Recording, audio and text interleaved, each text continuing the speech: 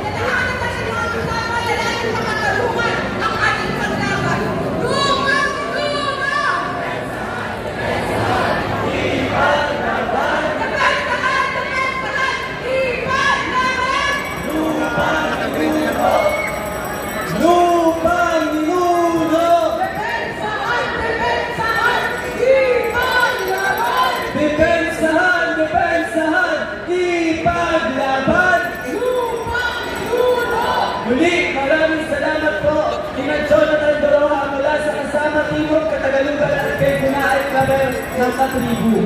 Ngayon naman, pakinggan natin si Carmela Langulong, ang ikalawang tagapagulong ng pagbansang lakas ng pagbansang mawalakaya at inalis project ng Secretary General ng Gabriela. Abate! Babae! Alaman ni Dame! Isang maalam at mapagpalayang buwan ng mga magsasaka, buwan ng mga tagapaglikha ng pagkain ng ating bansa, ang pinapaabot ng mga isda sa sa ilalim ng pambansang lakas ng isang mamalakay Pilipinas o pamalakaya Pilipinas. Nagpupugay ang mga mangisda sa lahat ng nakikibang ng mamamayan, lalo higit sa mga kabataan, pag-asa ng bayan na hindi na lamang nagpapakasakat sa apat na sulong ng paaralan. Pagkos ay lumalabas ito at hindi alintana ang kanilang mga grado, ang kanilang marka doon sa kanilang mga akang akademiko. Pagkos pinili na magbarka sa kasaysayan na nagresulta sa 5,000 mga kabataan lumabas noong October 17 upang silingin ang mga kurakot, ang pangunay na kasalot, ang burukot ng kapitalista, pangunahin si Bongbong Marcos. Mga kabataan, kayo ay mga anak ng mga tagapagdigalan ng yaman ng ating bansa. Subalit hindi lamang kayo anak ng mga tagapagdigalan ng yaman ng ating bansa. Higit sa lahat, mga anak kayo ng bayan. At ang responsable anak ng bayan ay hindi pamayag na pinahihirapan ang kanyang ina, ang inang bayan. At dahil kayo ay mga responsable anak ng bayan, yan ang dahilan kung bakit nandito kayo ng mga kabataan, mga anak ng bayan, upang sumuporta sa laban ng mga magsasaka, sa laban ng mga mangisda, sa mga ibang sektor ng ating lipunan at isinasandig ang kanilang sarili. Taon-taon, hinuhuli na natin ang buwan ng mga tagapaglikha ng pagkain ng ating bansa.